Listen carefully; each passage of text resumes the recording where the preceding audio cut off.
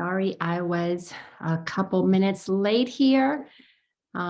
Exciting, getting ready for my trip tomorrow. So that took me a little bit of time, a little longer than I thought to get some laundry in. Hello, Christo, good to see you. Hello. Greetings in Costa Rica. Yes, indeed. Oh, how fun, how fun. Ah, Well, I've got some kind of fun news for those of you who have joined my Patreon. And I'm going to start incorporating for now every other week, but soon I'll do it weekly, a time to come in, and it is just a free-for-all Q&A. Bring your questions about anything and everything. And that would be just a time that we can take real life stuff that is happening in your lives, and let's run it through the teachings of A Course in Miracles. So you could call it like a mini coaching session, but it's really more just answering very specific questions. And I cannot wait to start doing that, because I had felt guided to offer something like that, but it just didn't, the inspiration had not really kicked in. But now I know we've got to do it. And it's going to be not necessarily always a set time. Like these are always Wednesdays at noon. The other ones is going to be more of a pop-up situation. So I will send an email to you. You'll get a notification because I'll post it in Patreon, and you'll be notified. Okay, on this day at this time, come on in, free for all, questions, anything goes, because that is going to be an important part of building this community, is people knowing that not only this is the only place that they can come and get these transmissions from A Course in Miracles, but also this is where they can come to ask questions. And for $9 a month, I mean, where else can they do that? And for me, it's just such a joy and a pleasure to build this community. And at the same time, as I give, I also receive. And it's just a wonderful, wonderful, it feels so in alignment with reciprocity. So I'm excited about that. I hope you guys like that too. Yeah. Yes. Very awesome. So last week, we touched on a big, to me, a big lesson. Not only is it a beautiful number, 100, but it's my part is essential in God's plan for salvation. And when we fully understand that salvation means the end of suffering, God has a plan for each and every one of us, and how we serve with the end of suffering on this planet. And that I cannot stress enough how important it is that we fully understand. Lesson 100 from A Course in Miracles states it so clearly. Our part is essential to God's plan for salvation, to God's plan for ending suffering. As we know, we have heard this forever, as within, so without. So the end of suffering must happen inside of us. Until we are no longer suffering inside, our mind cannot be put in service to God's will. Because while we are suffering inside, our ego has us distracted in self-protection, in total and complete manipulation of the outer world so that I get to be okay. Because the ego is all about service to self. The ego is not interested in the end of suffering, because to end suffering means that we then are in service to the greater good. Because for the ego to suffer, it must have another one to be able to either bully, attack, or be victimized by, be attacked by. So the ego is always looking at somebody else to blame for the suffering. That's why it will never be interested in goodwill towards all men. It only does goodwill to those I can get something from, because the ego gives to get. Holy Spirit, our true self, it's unconditional. There's no planning. There's no plotting. If things work out, they work out. If they don't work out, they don't work out. Nobody is intended to be hurt by anything that the Holy Spirit does. If people get hurt, is because they take being hurt personally. So their ego is invested in some level of suffering. And that's up to each person to work through their own karma. But when we look at our part being essential to God's plan for salvation, what that means is that we are committed to doing whatever it takes to end suffering inside of us.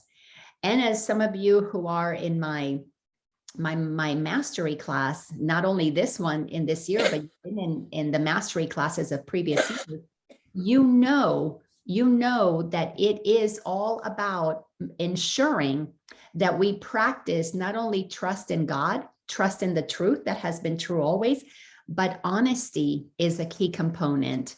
And to be able to end suffering, we have to be honest about the suffering that we are inflicting.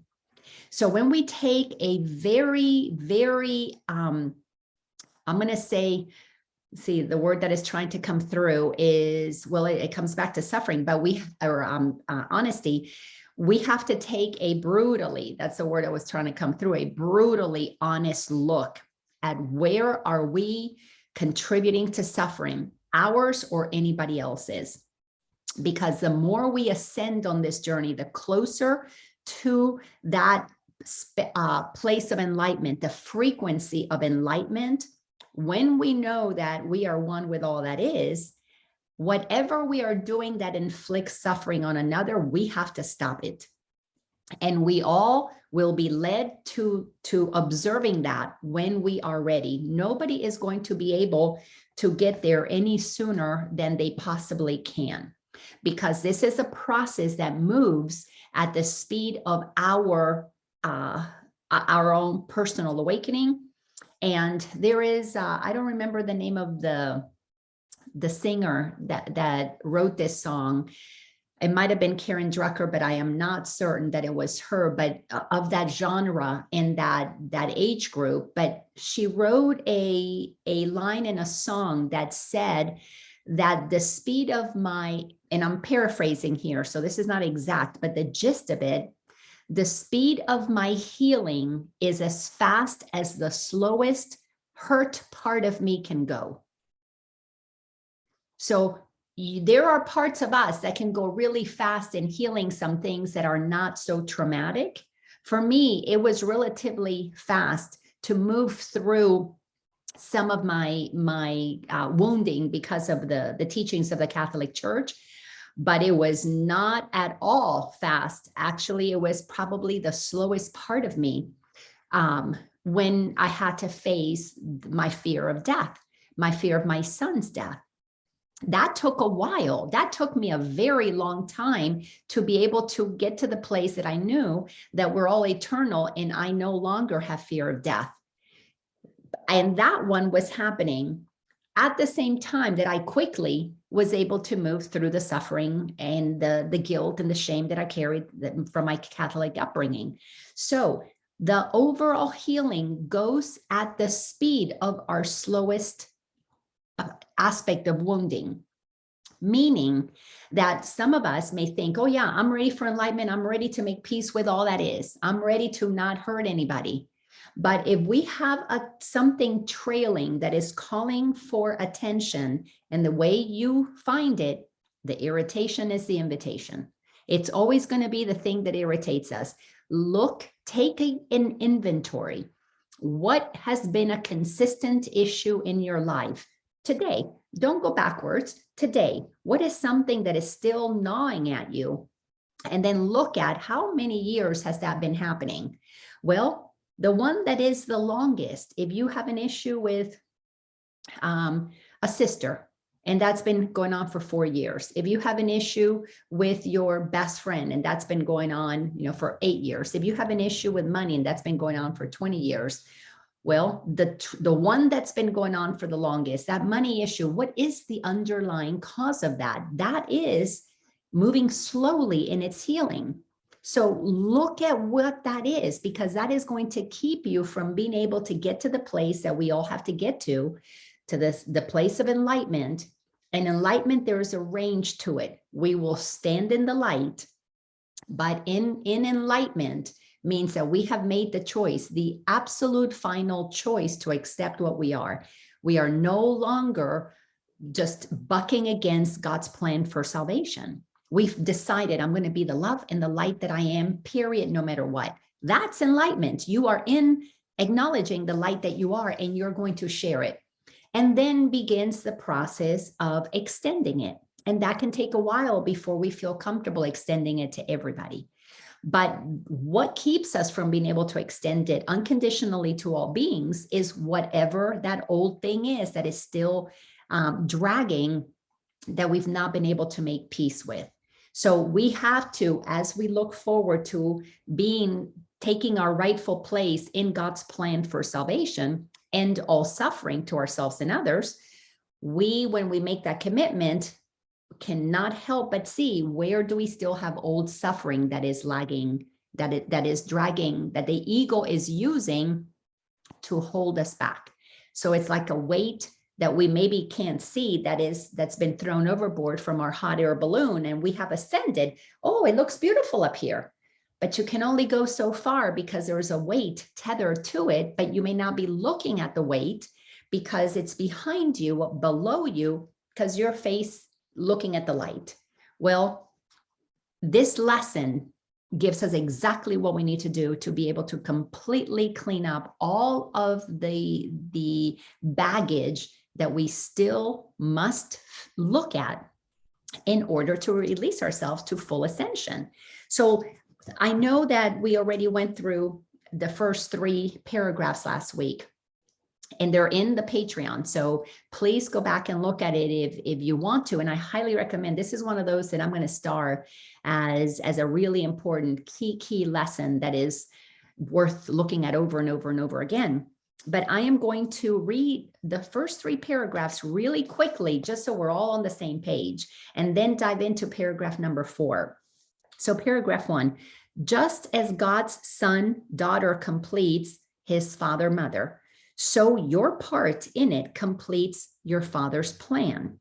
Salvation must reverse the mad belief in separate thoughts and separate bodies, which lead separate lives and go their separate ways.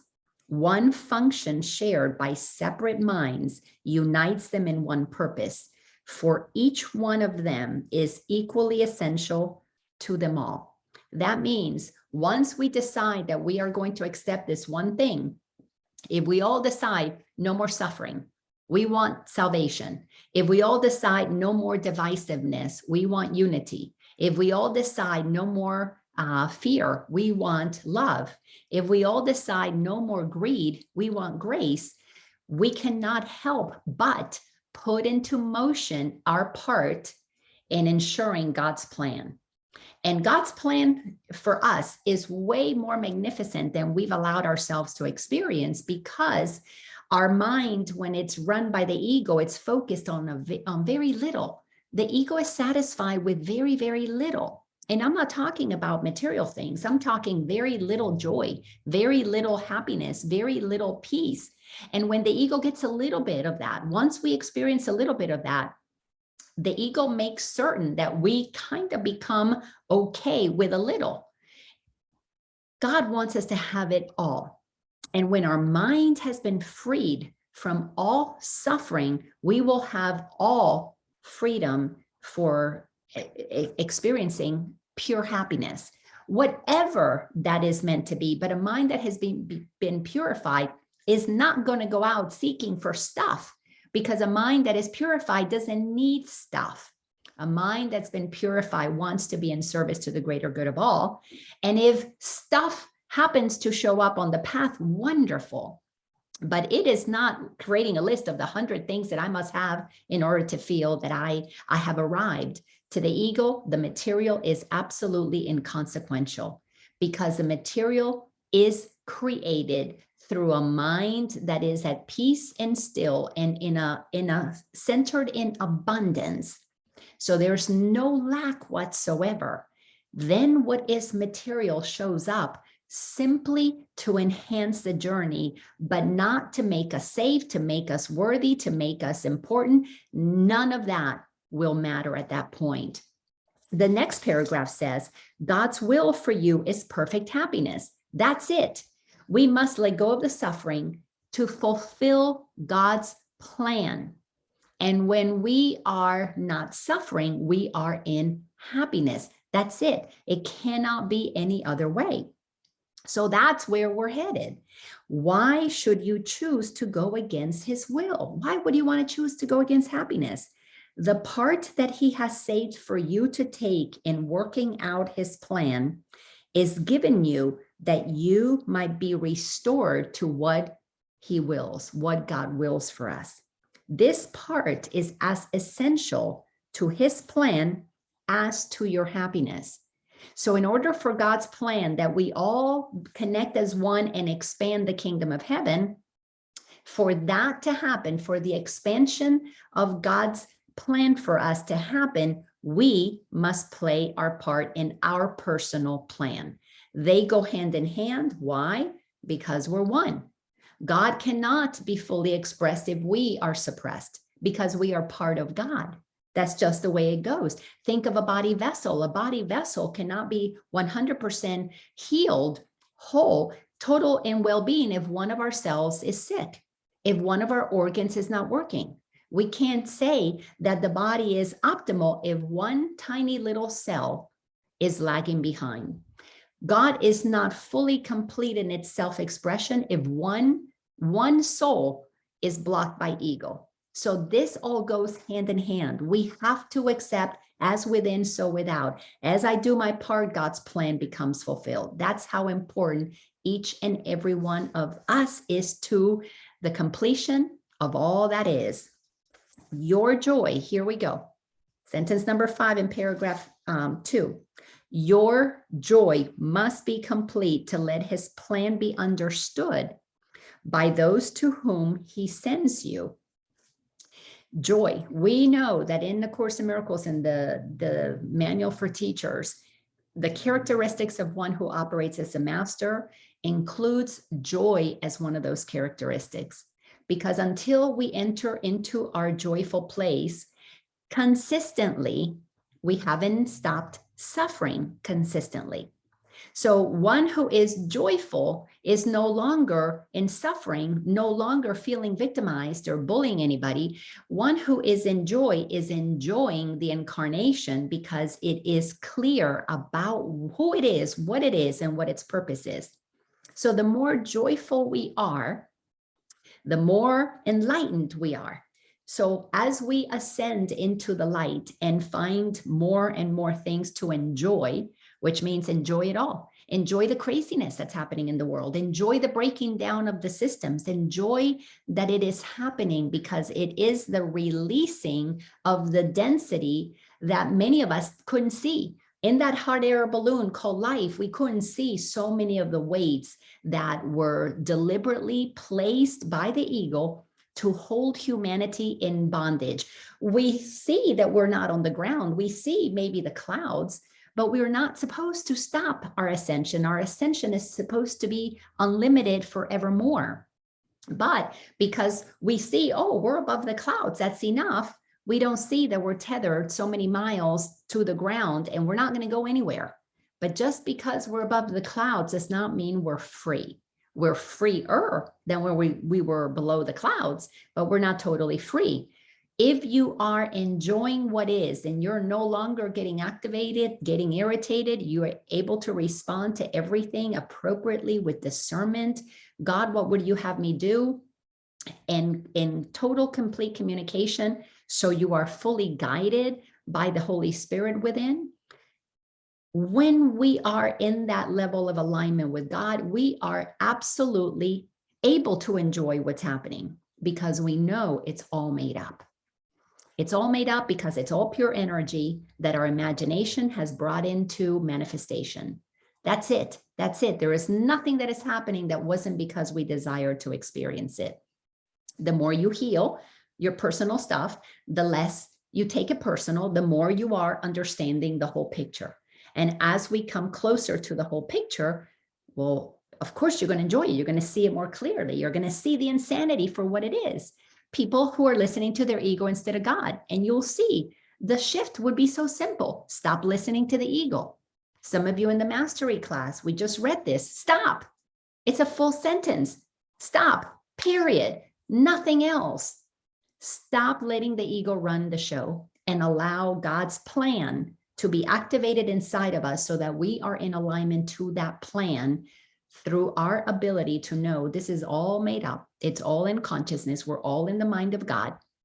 We desire to have these experiences. We, through our desires, had energy turned into physical manifestation. And here we are. Why not enjoy it? But we don't enjoy what is because we've been taught that we didn't create it. This was here first, and we just landed here, and it is what it is, and accept the system. And we feel powerless against it because we've been taught God is not inside of us. God is out there somewhere. So it takes us however long, it takes us decades, lifetimes to remember, wait a second, if God's in me, I'm God. I mean, duh, how simple is that?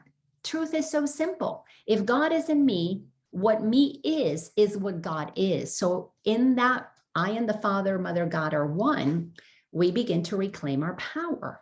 Well, our power is to begin to change what we believe so that the manifestation of it outside changes according to the frequency of our desires. Low desires of scarcity. Oh my God, I need to get a job because I need a job and I desire a job. Yeah, that's a wonderful thing to desire. But coming from scarcity and coming from, oh my gosh, there aren't enough jobs out there. I may not find the right job and I'm going to have to work 40 hours a week or 60 hours a week. Or the mind that is at that frequency, even if it gets the job and it gets the thing that it wants, is going to suffer with the thing that it got, because there's no understanding that if you are the creator of your reality, why create suffering? Why not just enjoy what it is that you're wanting? So your joy must be complete to let his plan be understood by those to whom he sends you. We are being sent people. People are showing up in our lives. We're meeting them at the grocery store. We're driving next to them on the highway. We're working with them at the office. We're dating them or married to them or meeting them. We are connecting with so many people all the time. You could be at the store and the cashier you're talking to, that's a person that God has sent to you for us to show, are you enjoying the experience? Or are we complaining? Oh my God, it took me so long to get checked out. Oh, look at that driver, how annoying, they cut me off. Can you enjoy being cut off and go, whoa, I just enjoy observing people cutting me off and it doesn't even trigger me. How exciting is this? Well, you can enjoy that because the enjoyment begins little by little by appreciating that you are the observer of what's happening.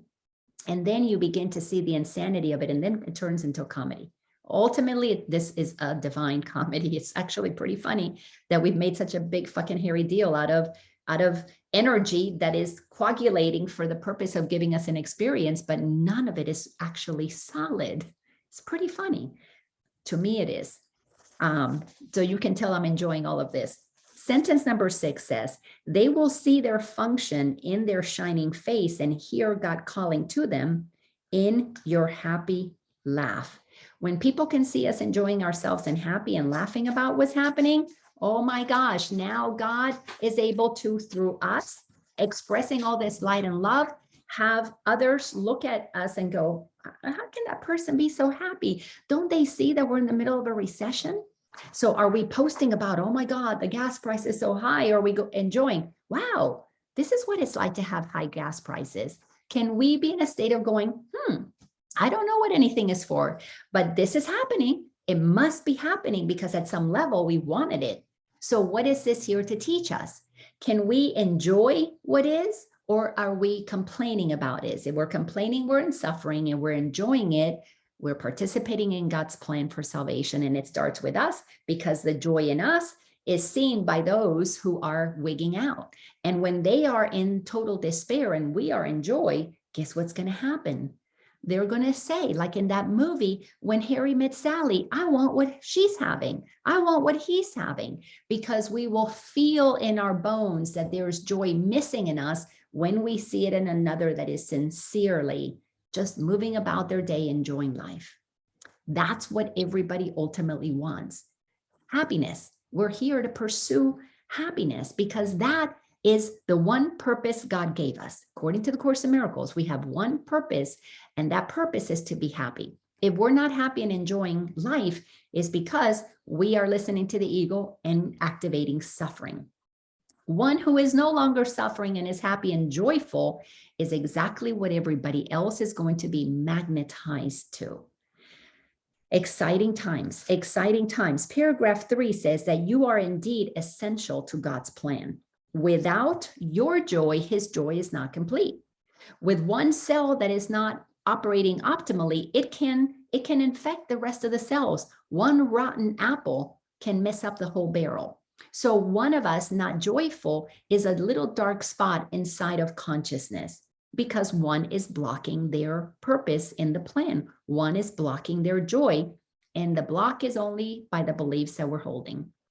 So if we begin to believe that our purpose is to be joyful, and we begin to find things to be enjoying in everything, find gratitude for whatever is happening, and get ourselves back into the frequency above the line. And by above the line, you guys know what I mean. When we move on that cone that I show all the time, where we are above the line, takes courage to move into that place of neutrality where we stop judging. And once we stop judging, we start enjoying, because those two things go hand in hand. And it says, without your joy, his plan is incomplete. Without your smile, the world cannot be saved. While you are sad, the light that God himself appointed as the means to save the world is dim and lusterless. And no one laughs, because all laughter can but echo yours. I grew up hearing my mom say to me all the time, laugh and the world laughs with you. Cry and you cry alone. And half of it was right. In my house, yes, nobody wanted to be with a crybaby. So yeah, you would cry alone. But in the world, misery loves company. So laugh and the world laughs with you. Cry and whine and complain, and the world will cry and whine and complain with you, because frequency is what attracts, magnetizes to each other. Like attracts like attracts like. Are you laughing? Well, yes, those who are in a state of either laughter or seeking laughter, desiring to laugh, they're going to be magnetized to you. But the complainers are still finding each other. Eventually, there won't be too many complaining. Eventually, they will be crying and crying alone. We're not quite there yet, because we need more people to understand God's plan for salvation and recognize our part in it. That's our assignment. Be joyful. Be joyful, and we complete God's plan. Once we are joyful, our intuition is clearer, our energy levels are higher, our ability to use is stronger. My goodness, if we get happy, everything changes. Well, if you get happy, that's the fifth dimension. From a happy place, that is 5D consciousness. That is living out in heaven, in creating the kingdom of heaven on earth. Because happy people don't have time to go around hurting anybody else. Happy people are so busy just finding things to do, to share, to express that expand happiness. They have no desire to be greedy, because to be greedy, you got to be conniving, you got to be manipulative, you got to shut down the joy. Sure, you can enjoy being greedy, but that's not real joy. That is a pleasure of the suffering of others. But true joy comes with being graceful, with sharing. That's why one of the characteristics of a teacher of God is generosity. If you can't give it away, you're not operating truly trusting that all is well. So how many of us in spiritual circles who claim to be, so spiritual, are still worried about do I have enough money to retire on? Do I have enough money to pay the bills? I know that's been part of my path. That's been part of me working through the things that I've been working through. Thank goodness for the gift economy, giving me lots of lessons, lots of opportunities to see where my mind was so connected to, I've got to work to earn, as opposed to, no, money flows to me easy and effortlessly because I have attracted through my joy, joyful people who like to gift to each other. How simple is that?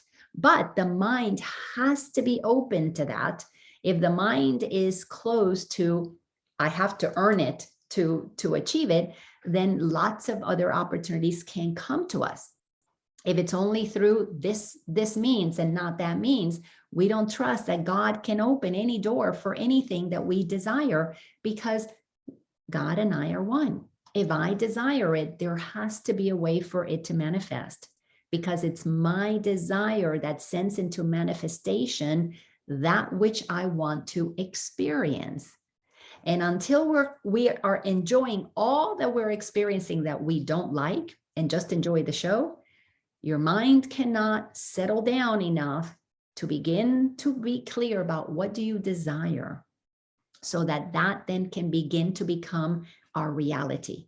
But our reality based on what we desire that is for the greater good of all can only happen when we assume our part in God's plan for salvation. We got to get happy. We got to start enjoying all that is. So those 3 paragraphs were from last week's class. Now let's get into this week's. Paragraph number 4. You are indeed essential to God's plan for salvation. There is absolutely no more denying that each and every one of us is a very important component in fulfilling the manifestation of God's plan.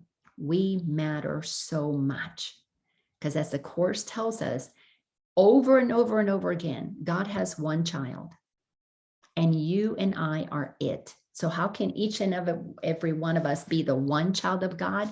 Because God sees us as a collective. God loves everything and sees everything as one. When we learn that everything is one, then we will learn to love like God loves, without specialness, without divisiveness, without separation, just loving what is.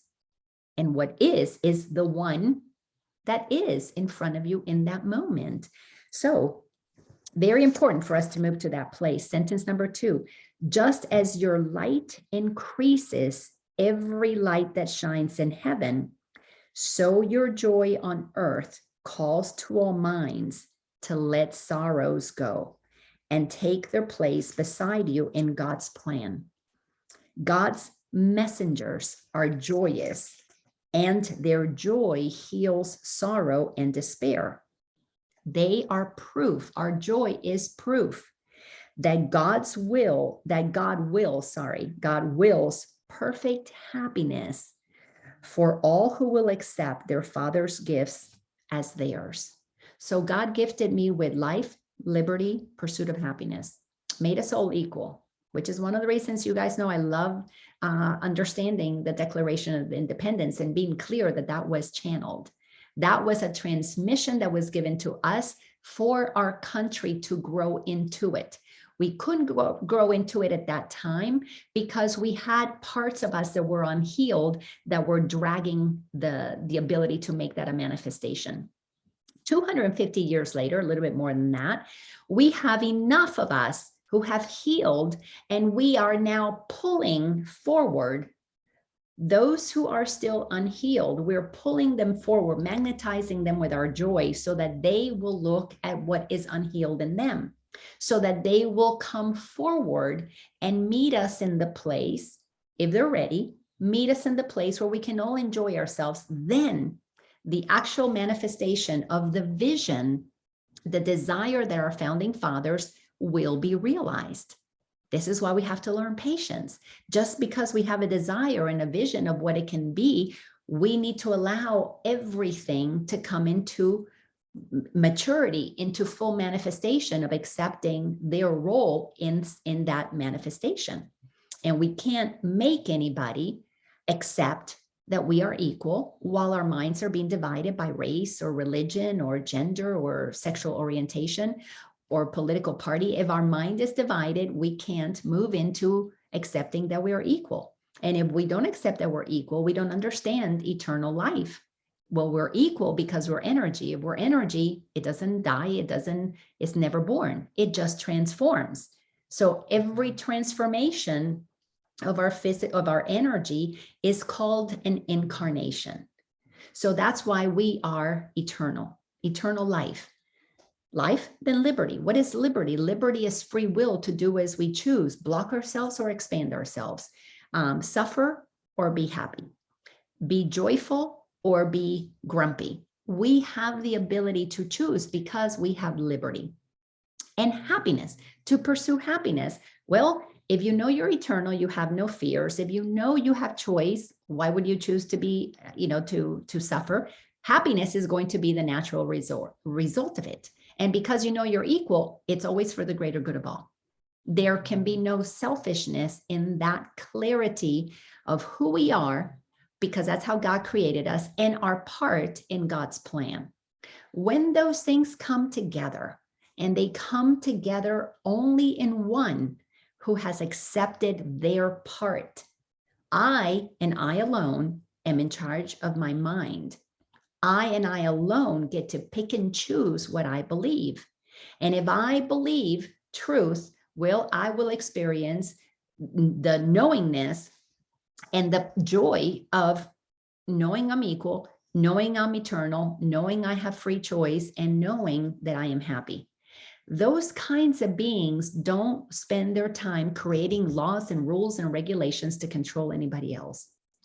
Those beings who are happy and joyful, living out God's plan, are happy and joyful, living out God's plan and taking as many people with them as want to come. Those who are not following God's plan because they believe that we're not equal, they don't believe in eternal life. So they're always talking about controlling and ending life and all these crazy things, going to war, making abortion like, a pastime, and allowing these things to happen that are absolutely crazy, like getting people sick, getting children sick, doing this insanity with all these shots that are being given that literally are killing people. Well, somebody who is busy in hurting others doesn't understand that we're eternal. Therefore, there's no appreciation of life. There's no respect for the life that we are experiencing right now. Even in its temporary expression, there's no respect for life. Of course, they don't understand liberty because they don't respect that everybody in their incarnation has the will to choose whatever it is that they want to do. And happy people are never going to will to choose things that are not good for them or for anybody else. So the mind has to get really clear about what is true and what is not, sort from the ego and the soul's beliefs, and begin to choose to shift and drift into the density of the ego or to shift and lift into the high frequency of God's truth. That is what we are here to do in order to accept God's perfect gifts for us. To be happy, we have to ascend our consciousness. We must see things from God's perspective and not from the ego's perspective.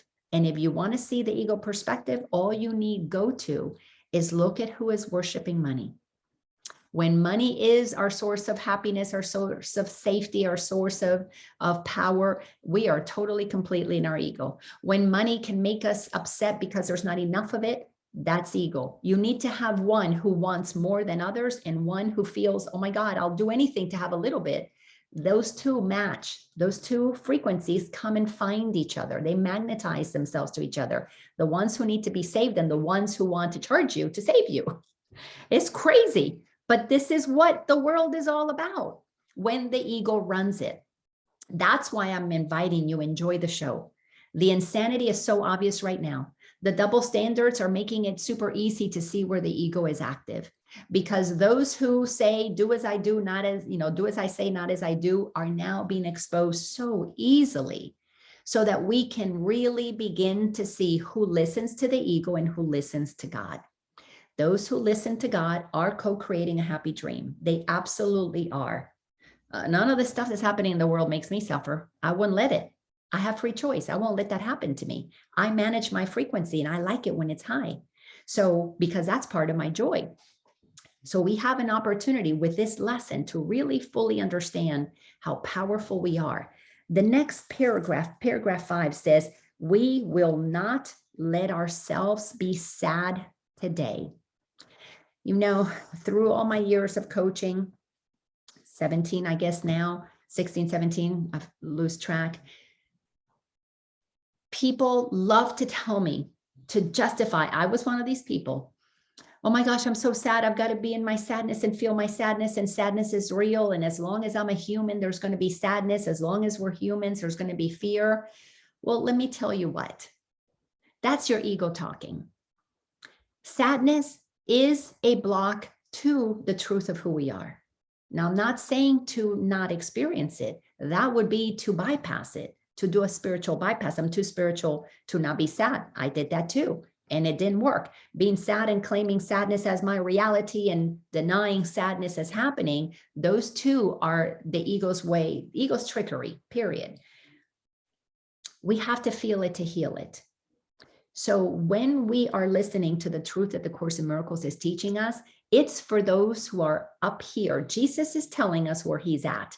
He has zero sadness. All the things that we do to one another are not making Jesus sad. They are simply informing Jesus of the way that we're misusing our power. That's not cause for sadness. That's cause for entertainment, cause for going, wow, these are pretty creative beings, but they are creators. God created us in its image to create and imagine whatever it is that we want to experience. So everything that the Course tells us is what we should be experiencing. Give yourself grace. Where are you? Honesty kicks in again. Where are you on your process of ascension? If you're experiencing sadness, then be with the sadness and begin to enjoy your ability to witness sadness, but know that the sadness is just information about a denser thought system inside of you. That's all. Nothing to be upset with yourself for experiencing sadness, but in honesty, acknowledge where it's coming from so that you can enjoy your awareness of the experience of sadness. Because the day is coming, we're not going to have sadness. In the fifth dimension, there will be nothing to be sad about. We all know we're eternal. We'll all know that we're doing everything for the greater good. We all know that everything manifests because we imagine it. There's no lack. There's no fear. None of that. So of course, there'll be no sadness until we get there and are living in that happy dream. Feel with honesty, where are you? And let that sadness inform you of what is the weight on your hot air balloon. What is the thing that is holding you back? So again, let me read this. We will not let ourselves be sad today, only if you're ready for that without bypassing it. The next sentence says, for if we do, we fail to take the part that is essential to God's plan as well as to our vision. Sadness is the sign that you would play another part instead of what has been assigned to you by God. The frequency of sadness and the frequency of joy are very far apart. This is why when we are moving down this path of awareness to awakening to ascension, we have to be honest. And when we speak to what we are feeling, we need to let ourselves feel it. The fastest way to get to God's plan for us, which is to experience joy, is to begin to enjoy your ability to witness the sadness in you.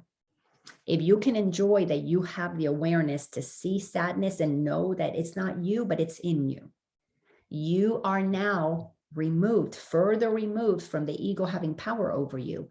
You're just now processing what the ego did and is still within your field, but it's not who you are. So we stop saying, I am sadness, and we begin to say, there is sadness in my body vessel. There is sadness in my field. Let me be with that sadness and give it permission to inform me, what is this about? It's an irritation. that is an invitation for us to see the programming that has had us live in such density that we need to understand, where did this originate from? Because it was not part of God's plan. So if we're experiencing things that are dense, that are dark, that are low frequency, it's because somewhere along the way in our human journey, as a collective, we have put obstacles to our happiness. We have put obstacles to our joy. And as we know from A Course in Miracles in the introduction, it is not our work to know what love is. We can't study that. It is our work to look at all of the obstacles that we have built to being the presence of love. It is not our job to figure out what joy is. It is our job to look at what blocks our joy. Because when we don't block joy, joy is. When we don't block love, love is. When we don't block abundance with thoughts of lack, abundance is. It just is. Because God created it. God made it so. We block ourselves from receiving these truths, and we are the ones who remove the blocks to these truths. We don't have to figure out what love is. It's just going to arise when you stop judging. It's the way that I can attest, this is the way it works. So sadness is the sign that you want to do it your own way, like a 2-year-old. All by myself, I do it my way. And that's okay. That's okay. But then that shows our maturity, which is clearly not too mature if we're acting like a 2-year-old throwing a tantrum. Then the next sentence says, thus do you fail to show the world how great the happiness he wills for you. And so you do not recognize that it is yours. When we block our joy, our happiness, and we sit at home upset that, oh, so-and-so, they're happy, they got a partner, they got $1 million, they won the lottery, they got the whatever, they got the promotion, they're happy, they can have it. We fail to recognize that it is our thoughts in that moment about what they got that we don't have that are making us believe our lack. And when we believe in lack, as we have been conditioned, well, if you don't have anything, you should be miserable. You're not going to be happy until you accumulate all those toys. So the mind is filled with so many beliefs that block our ability to just be. And when you can just be and enjoy, oh, you got a promotion, how wonderful. Ah, you got a new partner, how wonderful. You just got a new house. That is so lovely. I am so happy for you. Because if we learn to enjoy what others are receiving, and you know that we are one, you are receiving it too by enjoying what another one is experiencing. And when we can be happy for others, we're happy. It just doesn't get any simpler than that. If you are enjoying other people's joy, you are in joy. But if we are bemoaning other people's joy, if we're complaining they got it and we don't, we're blocking. So the fastest way to feel joy, to know what God's will for us is, to be happy, is to just let yourself be happy for others. That has to sometimes come first to remind us of our natural happiness that we were born with. But this is just the way that this goes.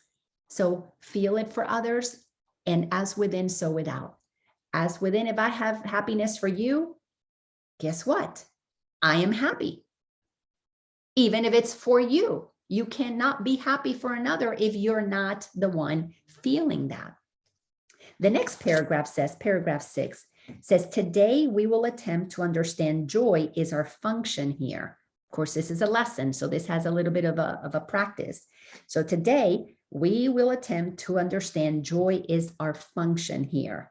If you are sad, your part is unfulfilled, and all the world is thus deprived of joy along with you. When we cover up our light, we block ourselves, we become darkened. That's a little spot in all of humanity that is dark, that has been blocked. Joy is not flowing from us to them. So the joy that we have inside of us, we just blocked it. And we are just being selfish little critters. No, I am not happy. I'm not going to give you my joy.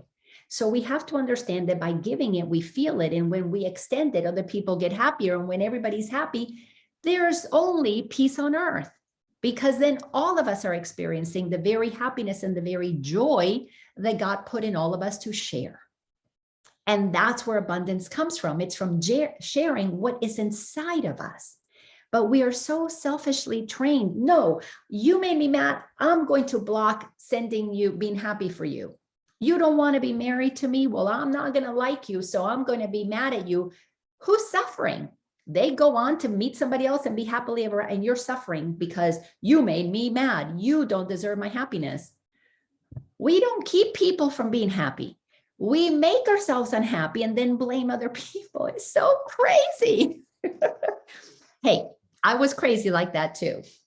And then, thank goodness, I had the eyes to see and the ears to hear the truth and began to practice it. And lo and behold, it works. So God asks you to be happy so the world can see how much he loves his son, and wills no sorrow rises to abate his joy. No fear beset him to disturb his peace. You know what the church did to most of us? It told us that God was mad and an angry God, and was going to strike us down.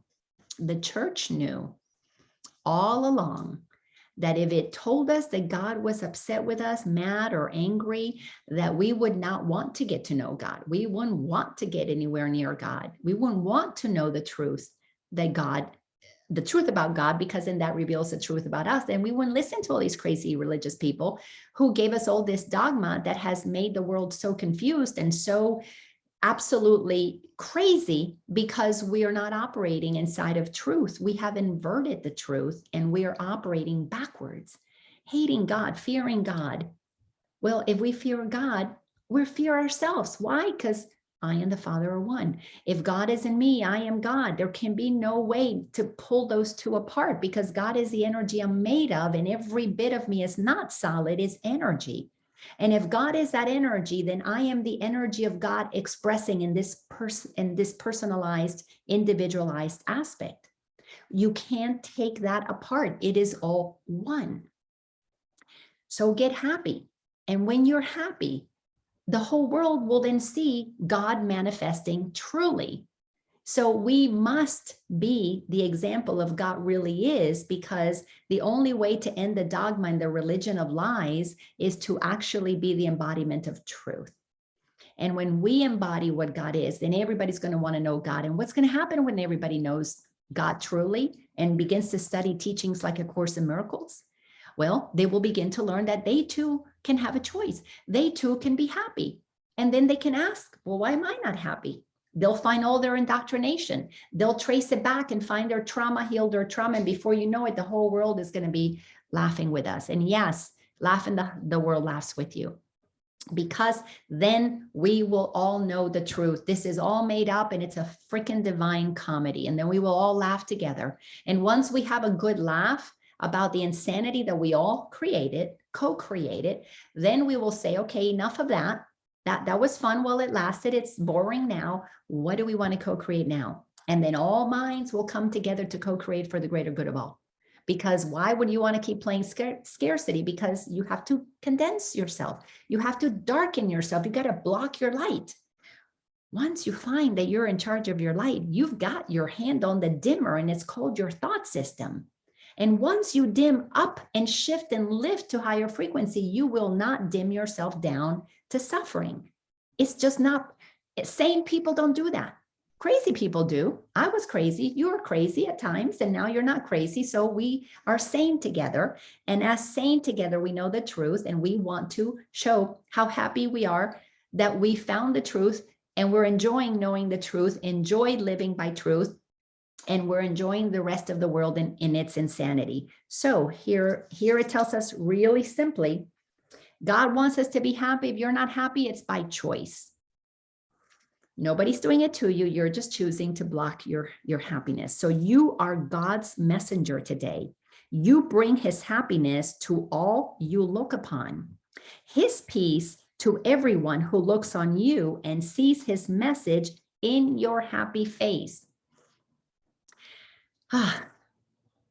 The more that we are happier, the more people are going to be attracted to pure happiness. If your happiness is sincere, it's honest because you trust the truth and you live by trusting God.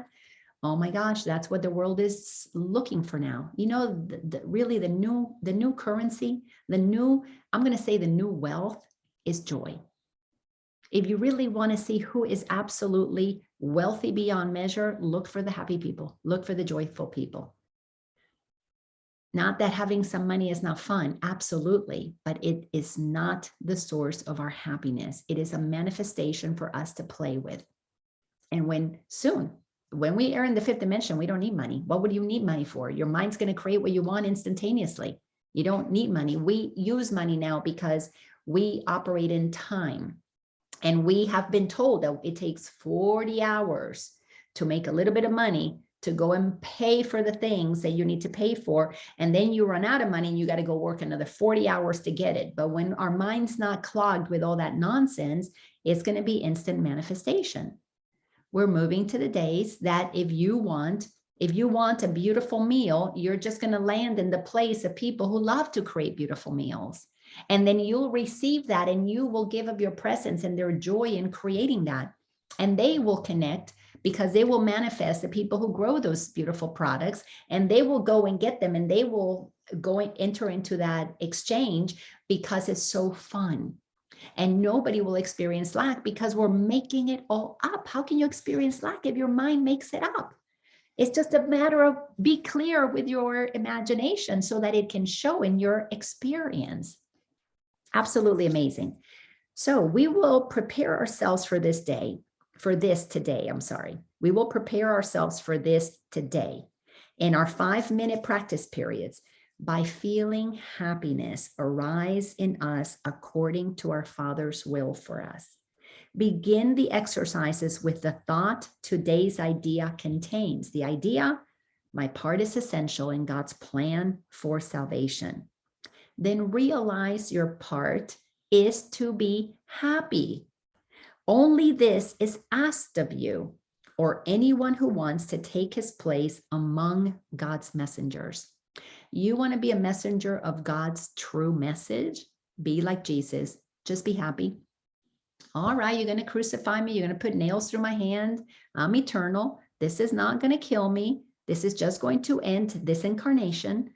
I forgive you. You don't know what you're doing. You think you're killing me, but death does not exist. So I have no fear. I mean, can you imagine being that free? Well, that's what Jesus was teaching us. It wasn't about the crucifixion being the end of Jesus. It was the crucifixion was the example of showing that he's not a body, he is free, for he is still as God created him. Non-physical, so much so that over 2,000 years, he's still trying to tell us the same thing he told us back then. So how long do we want to keep going before we understand that our work is to love God? And when we love God, we cannot help but love ourselves, because to love God is to love self. To love self is to love God. Those two are one. I and the Father are one. And of course, from there, you can't help but love your neighbor.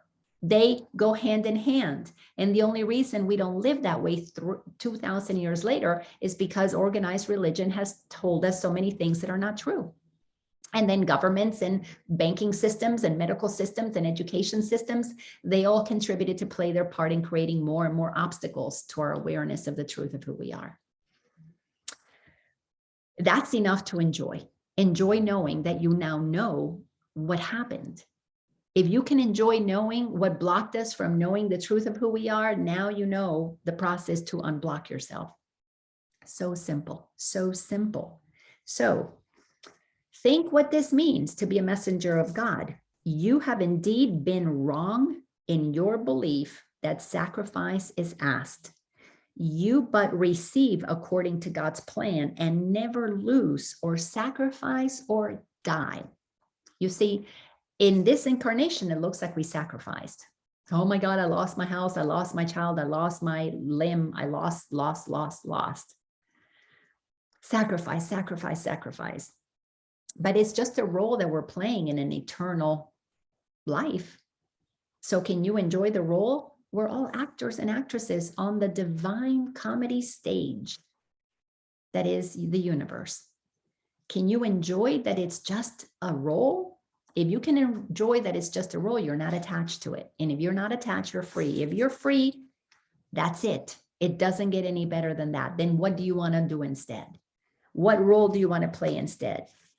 Now, let us try to find that joy that proves to us and all the world's God's will for us. Find that joy. Find the thing to be happy about.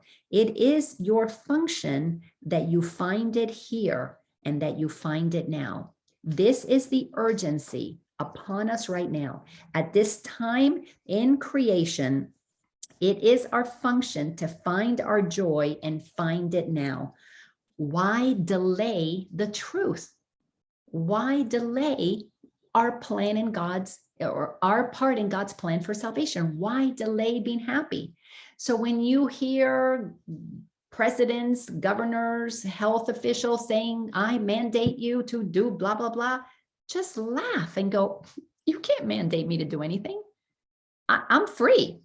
Now you're free to think you can mandate me, but I have no fear that you're going to make me do anything that I don't want to do, because who I am is God's child, and God is in me, and I'm letting you know you're as much God as I am. And if you want to play that stupid game that you're in charge of me, I'm not going to participate. And when we all start laughing at these people who think that they have power over us, these 9 people with black robes on call themselves the Supreme Court. If you decide that 9 people have power over you, or 1 person called president has power over you, you will be suffering. But if you decide, hey, they're playing those roles, and I'm not buying into that. I'm telling you, the bubble of protection that you're going to be inside of is absolutely powerful, and they cannot penetrate it because you are creating your reality in that moment. Our work is to pull out of the insanity, enjoy the insanity for the show that it is. No different than when we go to the movies and pay $20. Now maybe it's $40 to watch a movie, and you just sit back, enjoy the show, eat the popcorn, and you don't leave going, oh my God, I can't believe that person hurt my feelings. It was a movie. Guess what? What's happening in the world, it's a movie. It doesn't mean that we don't play a role in it. We are playing a role in it, but are you playing a role with God? And you're playing your part in God's plan for salvation? Or are you playing the part with the ego, thinking that they have power over you, meaning you don't understand true authority, and the authority is only God. And where is God? In you. Ultimately, you are the authority of the whole show. How do you want to experience it? It's just, my gosh, it's just so amazing. I know it took me a long time to figure it out too. So I don't expect anybody to hear this once and go, oh yeah, that's it. Maybe some will. We need to give ourselves a little grace. Yes, it took us a while to figure it out, but now we know we are all actors on the world stage. We're the actor, the director, we're the audience, we're the stage, we're the curtain. Oh, it's just also absolutely delicious and amazing when we can see through all this insanity. Listen to this next sentence in paragraph number 8, sentence 3. For this you came. We came for this. To play the game, and then to see that we're playing a game, and then finally wake up and change the game. Let this one be the day that you succeed. Just choose to be happy. Play your part in God's plan. Look deep within you, undismayed by all the little thoughts and foolish goals that you pass as you ascend to meet the Christ in you. Oh my God, all these ideas. Oh, I want to have this, have that. All those crazy little goals. How many of us paid a lot of money to go to workshops to learn how to set our goals, 5-year plan, set our intentions, and have a financial plan? I did. I spend more money creating a plan, which is why I have no money left now. It was all given to all of these, these experts. All a game. Foolish goals. Pass all that worldly nonsense and let's get right to God's plan. 9, he will be there. God will be there. When we finally let go of our foolish ego plans, God is there. Where is God? There. When we stop the foolishness, We meet God because we are God. So it's with us all along, even while we're listening to the ego. And you can reach him now. What could you rather look upon in place of him who waits that you may look on him? What would you rather look on than true liberation? What little thought has power to hold you back? Your ego. That's it. That's the only thing that has power. And it doesn't have power.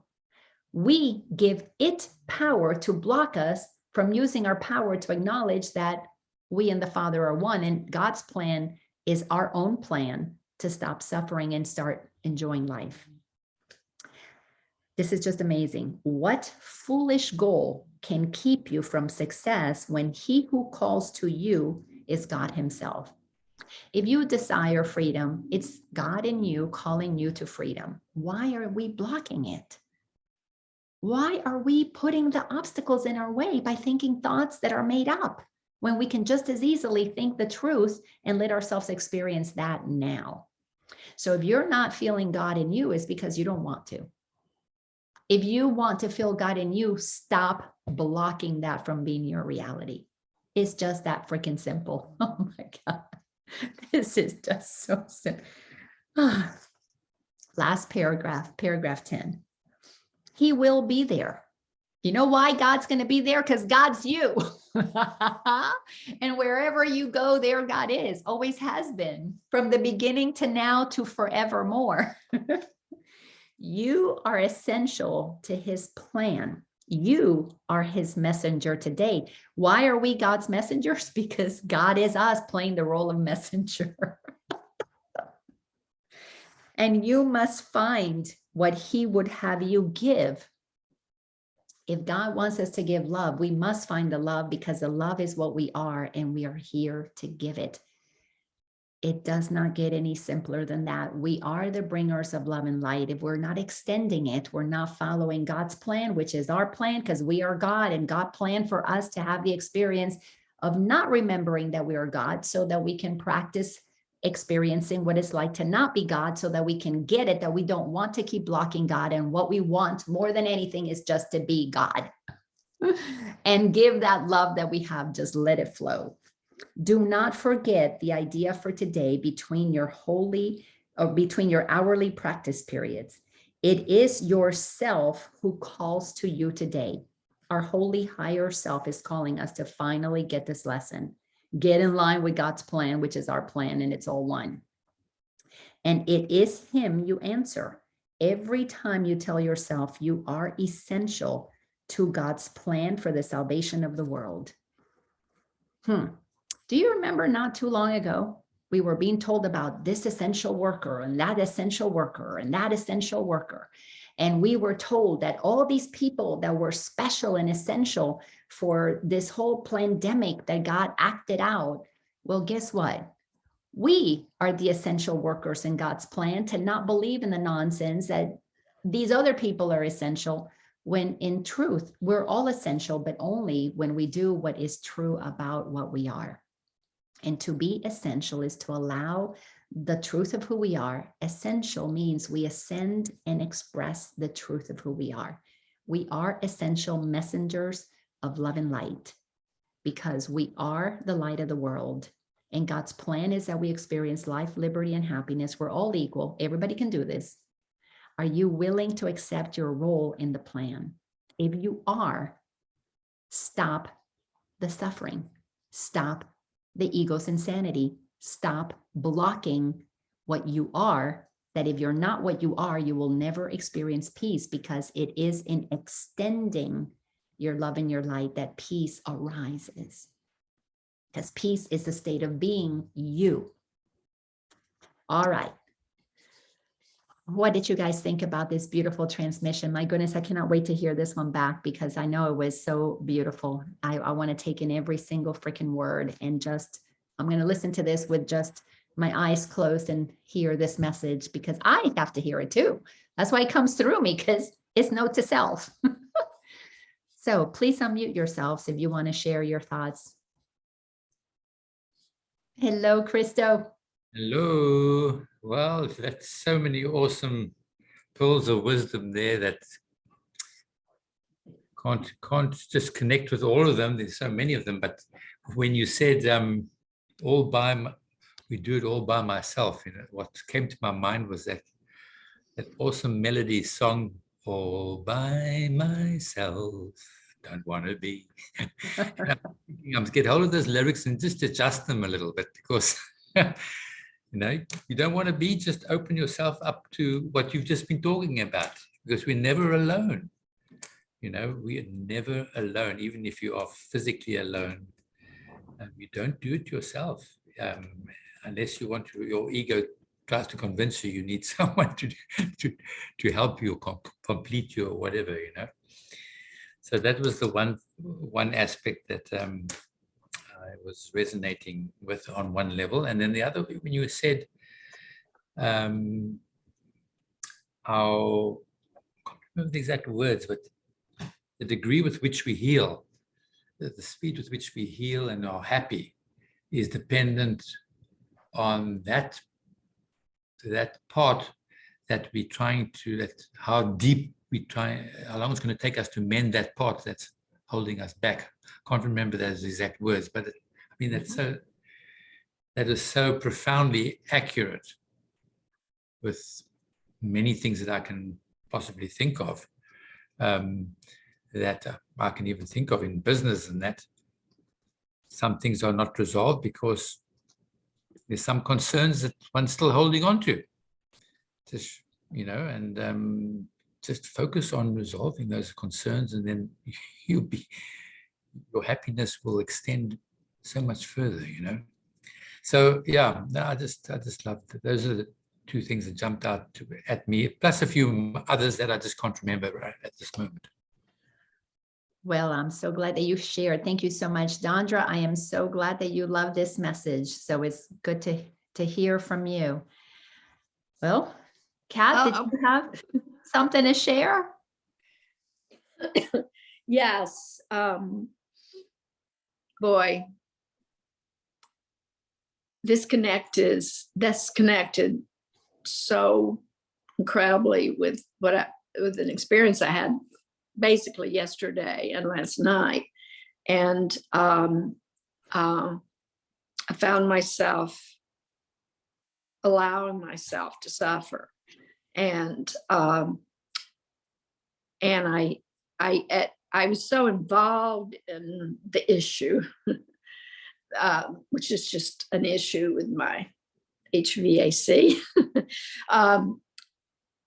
I was so involved and so into it that I just sort of wallowed in it a little bit. And then last night, before I went to bed, I felt myself being so anxious and so nervous. I reminded myself of my mother. I saw a connection between how nervous my mother used to be, and seeing that in myself. I could see that in myself. So it was like, okay, I have to stop this, and I have to go into this and see what's causing the suffering, what's behind it, that I would allow this to be this way. And I had a difficult time with figuring that out, and because it does happen. And so but I did before I went to sleep. I was in a better place because I definitely went into the shift and lift, and I definitely went into that I witnessed the sad, I witnessed the nervousness. I actually really witnessed it. And so I was saying, I could only feel into this, like what is this? And obviously it was some sort of fear. So this really, really was a beautiful lesson today. But I love when you said be brutally honest, or to be, where am I contributing to my suffering? This is a place that I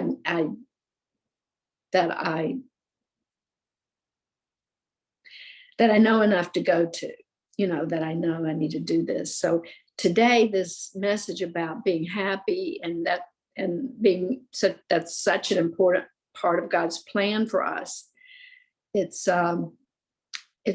just a beautiful thought, and it made me smile.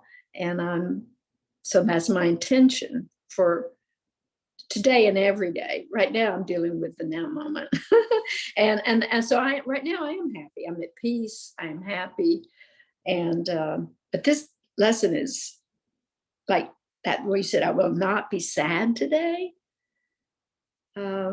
Yeah. How powerful is that to choose to not be sad today, huh? Yeah, very, very. So the fact that your mom came to mind is for you to have compassion. Wow, how much mom probably suffered her whole life not knowing it was all made up. She was making it all up. Yeah, I had that exact thought. She was making it up. Yeah, and if she could have taught us to not make up, to make up joy as much as we were making up suffering, then you would have been a conscious parent who could have taught your children. So more compassion for you because you taught your children what you know. So some of them suffer because of what was taught to them. But now it is part of God's plan that you be happy, to teach them that you are choosing happiness so that they can learn how to choose happiness through your example today as at the stage of life that you're at, because you couldn't teach it at the stage of life before they got indoctrinated. And that's it. So, okay. So in this lifetime, I played the role of unconscious mother. Now I'm more conscious. I forgive my mother. I forgive myself as a mother. And now let me teach my children through my example so that they create more joy in this world. Because when you incarnate, and that's part of the game.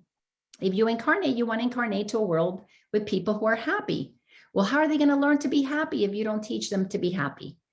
You're just doing it as a mother at this stage, not as a mother that was a new mother. And it's all going to work out for the greater good of all. Just be happy. And when they suffer, enjoy the show, enjoy the performance. It's like, oh, interesting.